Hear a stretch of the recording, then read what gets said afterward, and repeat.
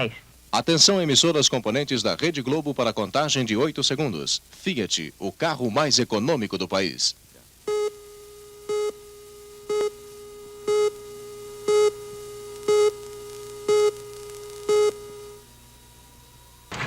Quinze para as 8.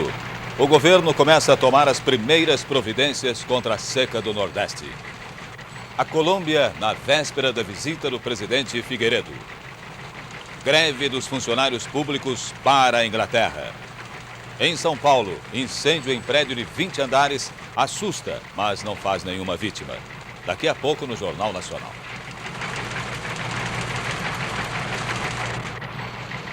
De preços em Telerio Times Square com televisores nacional em todos os modelos e toda a linha de produtos Technics a preços nunca vistos. TV nacional, melhor imagem, melhor som e garantia integral de 1 ano. Nacional Panacolor, o seu TV a cores. E Technics, que não será o seu primeiro aparelho de som, mas o definitivo. São ofertas especiais de Telerio Times Square. Atacar o Engenheiro Arthur Moura 268. Veja estas ofertas amanhã em O Globo, o maior jornal do país. Agora é a vez do censo agropecuário. E quantas reses nasceram? Bem, contando Com as respostas no computador, o país vai distribuir os benefícios que cada região espera. Pretendo fazer um novo açude para aqueles lados. Responda ao censo agropecuário, que o país responde com estradas, pontes, açudes, silos, financiamentos. O país conta com sua palavra no censo agropecuário para poder beneficiar todos do campo.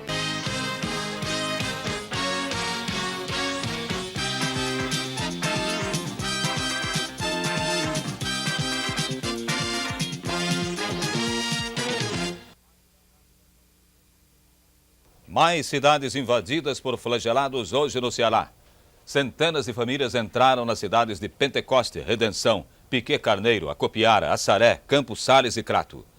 Agora já são 24 as cidades invadidas por flagelados no Ceará. O governador da Paraíba, Tarcísio Buriti, fez hoje um balanço da seca em seu estado. 113 municípios estão sob estado de emergência, sem água e com as lavouras destruídas. O governo da Paraíba vai propor ao ministro do Interior que aumente o número de homens nas frentes de trabalho. 113 mil camponeses já estão inscritos no programa de emergência. O ministro Mário Andreasa chegou hoje a Recife. O ministro Mário Andreasa começou a falar de seca ainda no aeroporto do Recife, onde foi recebido pelo superintendente da Sudene, Valfrido Salmito. O ministro disse que o programa de emergência da Sudene está funcionando bem e sem intervalos. E por isso, ele acha estranhos os saques e as invasões que têm acontecido em alguns dos 777 municípios atingidos pela seca no Nordeste. Só podemos atribuir isso a outros fatores. Quer dizer que, diante da perspectiva de uma nova seca, provocadores queiram levar as populações à intranquilidade e o pânico. Aqui na sede da Sudene, o ministro Mário Andreasa teve uma reunião reservada com os diversos órgãos que estão tratando do problema da seca. E foi discutido durante 2 horas o que vai ser feito para resolver o problema da seca neste ano. O ministro anunciou algumas medidas que serão adotadas caso a seca seja confirmada para este ano no Nordeste. O ministro disse que o governo vai criar mais 500 mil empregos para dar trabalho ao sertanejo desempregado por causa da seca. Mário Andreasa adiantou também que essa mão de obra vai ser aplicada principalmente na construção de obras públicas. Mas ele explicou também que o fundo de emergência para as pequenas propriedades será mantido, só que em menor proporção. Segundo o ministro, a média e grande propriedades rurais também vão continuar recebendo financiamentos com juros mais baixos.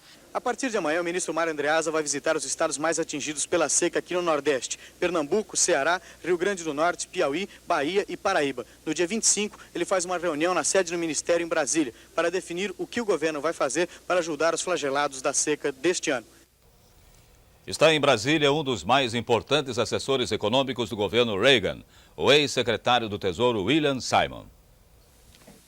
Ele veio conversar com empresários brasileiros e com as autoridades econômicas do governo. A convite do empresário Mário Garneiro, seu colega na administração do Brasil Invest, Mr. Simon almoçou hoje com os ministros Delfim Neto, Hernani Galvez e mais os presidentes do Banco Central e do Banco do Brasil. No cardápio, a capacidade de recuperação da economia brasileira. É como empresário, dono de um dos mais prósperos escritórios de consultoria econômica dos Estados Unidos, que William Simon enxerga o Brasil. President Reagan is deeply committed to a free and open world trade and investment order. Ele disse que a política econômica recém-anunciada pelo presidente Reagan vai liberalizar as negociações comerciais e incentivar os investimentos norte-americanos em países como o Brasil. A remoção de taxas e impostos cria disponibilidades nesse sentido. Segundo Simon, os únicos obstáculos são os altos índices de inflação e o que ele chama regras governamentais para impedir o repatriamento dos capitais investidos. Ou seja, ele quer facilidades para a remessa de lucros. Mr. Simon acredita, porém, que a equipe econômica do governo Figueiredo tem competência para vencer a inflação. O governo anuncia uma inflação menor em fevereiro, 5,2%. Este foi o Índice Nacional de Preços ao Consumidor, apurado em 10 regiões metropolitanas de todo o país. Embora ainda seja alto um nível de inflação de 5,2%, nós notamos claramente, nos últimos 4 meses, através desse índice, uma queda bastante sensível, mês a mês, pouco a pouco. Ele veio descendo de 8,3%, 6,9%, 6,5% e 5,2%. Mas quais são os produtos que estão colaborando essencialmente para a redução desse índice de preço? Bem, aqui, veja bem, nós estamos aqui registrando uma alta de preço 5,2%. O que nós encontramos como preços mais estáveis no momento são os preços de alguns produtos de alimentação de primeira necessidade, onde se destaca a carne, o arroz, o feijão e, enfim, esses produtos, o óleo de soja que vem mantendo uma relativa estabilidade, enfim, são preços de produtos importantes e que vem mantendo um comportamento mais estável de preços graças às safras que se aproximam. Seleção se apresenta para as últimas eliminatórias antes da Copa. Veja daqui a um minuto.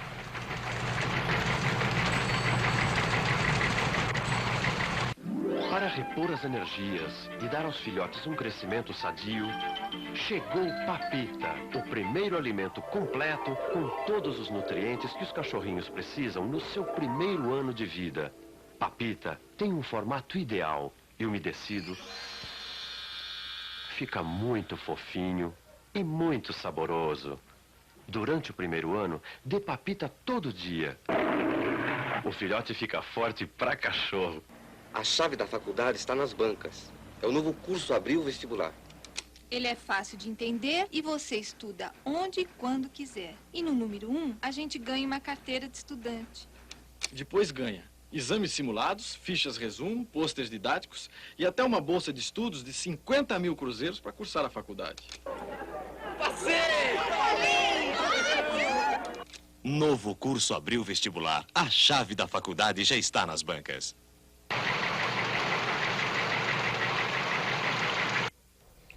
Deu coluna 2 no sorteio do jogo 11 da Loteria Esportiva hoje. 67 apostadores fizeram 13 pontos no teste 537. Cada acertador vai receber de prêmio 2.300.000 cruzeiros. A seleção brasileira já está em Poços de Caldas, no sul de Minas, onde vai se preparar para os 2 últimos jogos da eliminatória da Copa do Mundo. Agora é a vez de jogar em casa contra Bolívia e Venezuela. Mas antes desses 2 jogos que vão decidir a classificação para a Copa da Espanha, a seleção faz um amistoso sábado que vem em Ribeirão Preto, contra o Chile. A apresentação dos jogadores foi hoje cedo no aeroporto de Congonhas, em São Paulo. Dos novos convocados, Dudu não se apresentou, porque não tinha voltado de Maceió, onde o Vasco jogou ontem. E Paulo César estava contente porque ouviu o Tele dizer que ele poderá jogar em Ribeirão. Pode ser aproveitado, talvez jogue pelo menos um tempo. Acho que minha estreia lá seria bastante importante, porque vou estrear num campo em que eu comecei. Mas a grande preocupação da comissão técnica ainda é o quarto zagueiro Luizinho, que não se recuperou de uma torção que sofreu no tornozelo na última partida que o Brasil disputou contra a Bolívia. Dificilmente eu acho que eu posso participar desse jogo contra o Chile, apesar de estar sentindo muito pouco a minha dor no tornozelo. De Congonhas, após o almoço, a delegação viajou para Poços de Caldas, no sul de Minas, onde vai ficar treinando até sexta-feira, véspera do jogo contra o Chile. Mais um dia de mistério no sequestro do artilheiro espanhol Henrique Castro Quini. O Barcelona Clube de Quini já depositou o dinheiro pedido pelos sequestradores para libertar o jogador. Mas até agora, nada de Quini. E para o Barcelona, nada de gol, como neste lance do jogo de ontem contra o Atlético de Madrid. A imprensa e a torcida de Barcelona garantem que se fosse Quini nesta jogada, o gol sairia. Perdendo gols, como que você viu, o Barcelona acabou perdendo o jogo e também a chance de ser campeão espanhol deste ano. Marcos fez o gol para o Atlético de Madrid e com a vitória de 1-0, disparou como favorito ao título de 81.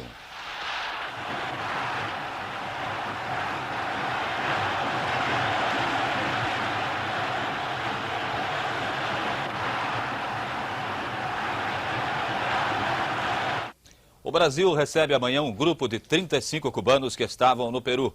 Eles deixaram Cuba no ano passado depois de invadirem a embaixada do Peru em Havana. Agora eles vão trabalhar como agricultores no Paraná. Um dos mais longos sequestros de avião da história. Faz hoje uma semana que 3 terroristas paquistaneses estão prendendo 115 pessoas num Boeing da companhia aérea paquistanesa. O avião foi sequestrado na segunda-feira, quando decolou de Islamabad, a capital do Paquistão.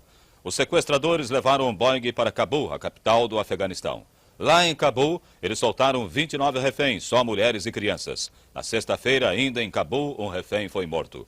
Venceu o prazo que os terroristas deram para o governo do Paquistão soltar 90 presos políticos. No sábado, mais 4 reféns foram soltos. Ontem à noite, uma surpresa. Os sequestradores levaram o avião para Damasco, a capital da Síria. O sequestro continua e pode acabar em tragédia. Hoje, em Damasco, os terroristas ameaçaram explodir o avião com todos os reféns. E exigem mais agora. Em troca da vida dos reféns, eles querem anistia para todos os presos políticos do Paquistão. Está confirmado. Os sequestradores do Boeing são mesmo ligados ao ex-primeiro-ministro Ali Bhutto, que foi enforcado há 2 anos. O filho dele é acusado de planejar o sequestro do avião.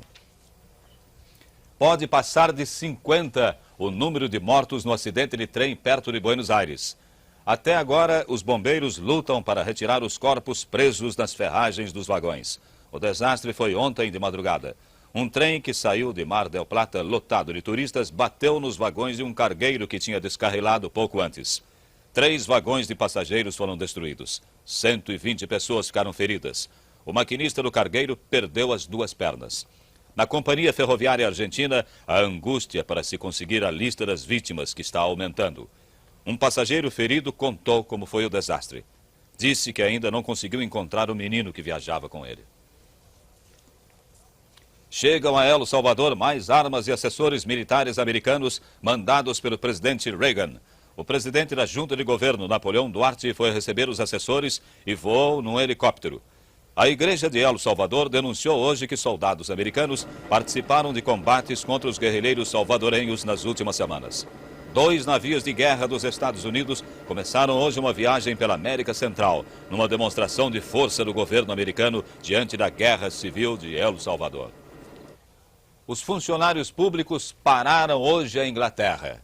Via satélite, nosso repórter informa de Londres.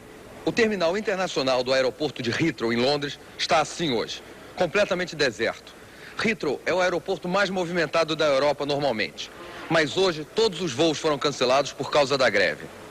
Os aeroportos fecharam porque os controladores de voo são funcionários públicos e não trabalharam. E em diversos setores em todo o país, a greve de hoje afetou a vida dos ingleses. Os funcionários públicos querem um aumento salarial de 15%, mas o governo só quer dar 7%. Eles marcaram a greve para hoje porque amanhã o governo vai anunciar um novo orçamento, com mais impostos e novos aumentos nos preços de bebidas, cigarros e gasolina. Na estação das barcas que faz a travessia do Canal da Mancha, os fiscais da alfândega não foram trabalhar. Não houve fiscalização hoje. Em todos os ministérios e repartições públicas, houve pouco movimento. Os grevistas organizaram piquetes para impedir a entrada e pedir apoio à greve. Apesar da greve no Ministério da Defesa, o governo insiste que o sistema de defesa da Inglaterra não foi prejudicado. O sindicato afirma que 80% dos 530 mil funcionários ingleses aderiram à greve que vai até a meia-noite. O governo reconhece que 290 mil, 55% do total, não foram trabalhar. Só quem não sentiu a greve foi a família real. O pessoal que trabalha no Palácio de Buckingham teve permissão especial do sindicato e trabalhou. Margaret Thatcher não teve tanta sorte. Em frente à casa dela, número 10 da Downing Street, havia piquetes e muita gente faltou ao trabalho. A Colômbia, na véspera da visita do presidente Figueiredo. Veja a seguir. Na Mesbla, chegou a volta à escola. Conheça o dicionário da língua portuguesa para você tirar todas as dúvidas e melhorar seu vocabulário. 150 cruzeiros. Nesbla, prazer em servir. A notinha, por favor. Pra mim, pra mim, pra mim, pra mim, pra mim. A nota é boa quando é cachida. Não precisa nem pedir que eu tô tirando. A notinha pra freguesa já tô dando. Dos presentes para mim e pra vocês. Qualquer dia eu sou dona e você é um freguês. Ganha mais de uma vez. Seus talões valem milhões. Agora 1,5 no sorteio estadual. Cabelo e pontas dá mais brilho e suavidade, deixando seus cabelos soltos, macios e com ritmo. Cabelo e pontas.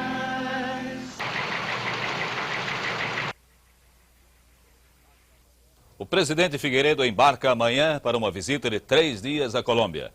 Além dos ministros da área econômica, vão na comitiva 140 empresários. Os repórteres do Jornal Nacional já estão na Colômbia. Bogotá, via satélite. Durante a visita, Brasil e Colômbia devem assinar pelo menos 8 acordos de comércio e cooperação. Os principais nas áreas de energia nuclear, carvão mineral, café e controle ao tráfico de drogas e entorpecentes. A ideia é ampliar o comércio entre os dois países, hoje considerado muito pequeno. No ano passado, o Brasil exportou 160 milhões de dólares para a Colômbia e importou cerca de 10 milhões. Esta é a Carreira 7ª, a principal rua de Bogotá. Ela dá bem uma ideia da cidade que vai ser visitada amanhã pelo presidente Figueiredo. Uma cidade que já se acostumou a conviver com os problemas políticos. Uma cidade que já se acostumou a conviver com o estado de sítio e com a ação dos guerrilheiros. Existem hoje na Colômbia 5 organizações armadas de esquerda. As mais ativas são as Forças Armadas Revolucionárias, que atuam no interior, e o M-19, conhecido principalmente pela invasão da Embaixada Dominicana no ano passado. Uma facção dissidente do M-19 está sendo apontada agora como responsável pelo sequestro e morte do americano Chester Alan Bitterman, há 2 dias aqui em Bogotá. Até ontem, a polícia já tinha prendido 50 suspeitos. Toda essa movimentação política cerca a visita do presidente Figueiredo de um forte esquema de segurança. Guardas da Polícia Nacional e agentes brasileiros e colombianos podem ser vistos por toda parte. Eles só não conseguem evitar os crimes comuns. Vários jornalistas brasileiros e até um agente de segurança foram assaltados ontem à noite e hoje de manhã aqui em Bogotá. São pequenos roubos, geralmente relógios e joias. A visita do presidente Figueiredo coincide ainda com mudanças no governo colombiano. Todos os ministros renunciaram na semana passada, porque 7 deles são candidatos às eleições de 82. O novo gabinete vai ser conhecido quarta-feira. O presidente Figueiredo chega a Bogotá amanhã às 5 horas da tarde. Ainda no aeroporto, mantém o primeiro de uma série de encontros com o presidente colombiano, Turbay Ayala. O presidente Turbay Ayala leu uma mensagem de saudação ao presidente Figueiredo e ao povo brasileiro. Depois, em entrevista coletiva, o presidente colombiano falou da importância do comércio do carvão entre o Brasil e a Colômbia. Declarou-se contra qualquer intervenção em qualquer país latino-americano. Elogiou a abertura política do Brasil e disse que esse aperfeiçoamento do nosso sistema democrático é importante para que o Brasil assuma sua liderança numa vasta área geopolítica. Turbay Ayala falou também que um acordo a ser firmado com o Brasil sobre tóxicos será fundamental para diminuir o contrabando de drogas entre os dois países. Chegou hoje a São Paulo Mônica Alves, a menina de 10 anos que foi até os Estados Unidos tentar a cura para a leucemia. Uma menina tímida, mas alegre, 4 quilos mais gorda e muito tranquila. Essa foi a Mônica Alves que desembarcou hoje de manhã no aeroporto de Congonhas, 3 meses depois de ter viajado para os Estados Unidos. Acompanhada dos pais e sempre ao lado de sua irmã gêmea, Mônica foi recebida por toda a família. Não fosse a máscara que ela está usando para evitar qualquer contaminação através do ar, nada livraria a menina doente que no fim do ano passado estava desenganada. Ela foi internada em outubro no Hospital de São Paulo e os médicos descobriram que ela tinha um tipo raro de leucemia. A única possibilidade de cura era um transplante na medula óssea e Mônica tinha uma irmã gêmea que poderia fazer a doação com grandes chances de êxito. Mas para maior segurança, a operação deveria ser feita nos Estados Unidos.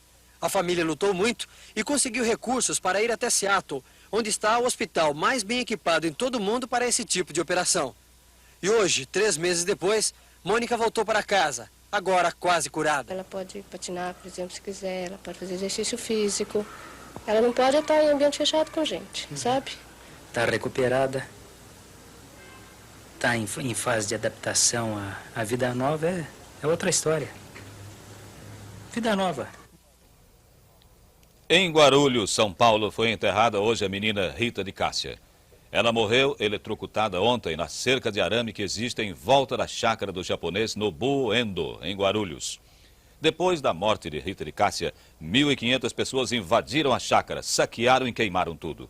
O dono da chácara, Nobuo Endo, disse que eletrificou a cerca há mais de um ano para evitar roubos. Ele vai ser processado pela morte da menina. No Recife, começou o processo judicial contra o padre José Reginaldo Veloso, da paróquia de Casa Amarela. Ele foi enquadrado na Lei de Segurança Nacional depois de escrever o hino Vito, Vito, Vitória, em solidariedade ao padre Vito Miracapilo, expulso do Brasil no ano passado. Padre Reginaldo foi interrogado na circunscrição judiciária militar. Em Belo Horizonte, terminou a greve dos motoristas de ônibus, mas os ônibus estão circulando com policiais ao lado dos motoristas por medida de segurança. O sindicato pediu o dissídio coletivo à Justiça do Trabalho. Os motoristas querem 25 mil cruzeiros de salário, mas os patrões só dão 23.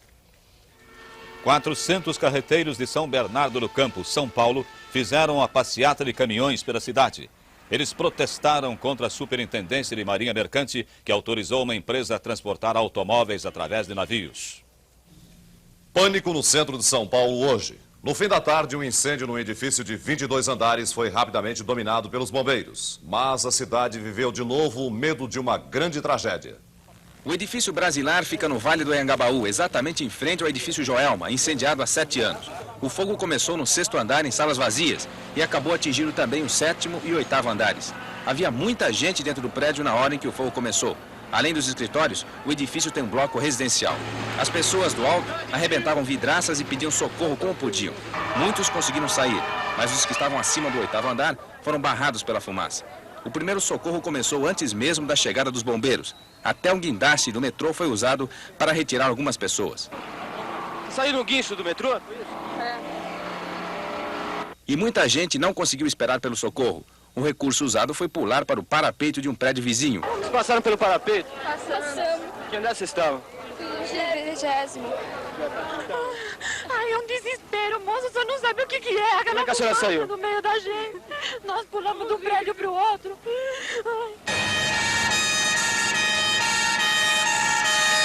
Os bombeiros chegaram logo, dominaram rapidamente o fogo, mas tiveram problemas com falta de água. Eles usaram os escadas especiais para a operação de resgate das pessoas que estavam no prédio. Muita gente desmaiou na hora que conseguiu sair. Tem gente lá correndo perigo, não? Lá tinha muita fumaça ou mais fogo? Fumaça.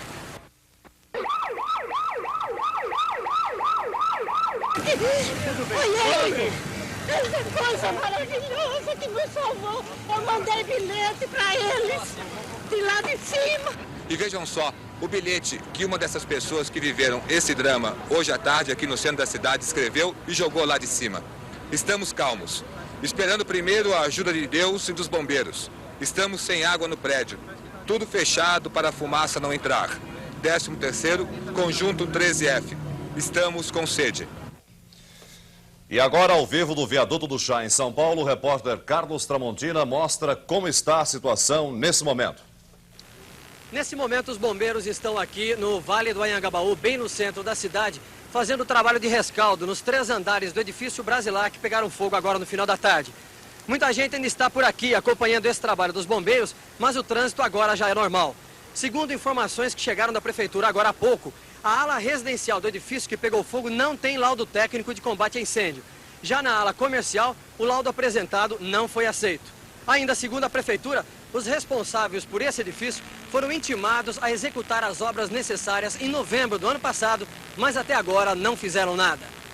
Carlos Tramontina, ao vivo, do Viaduto do Chá, em São Paulo, para o Jornal Nacional.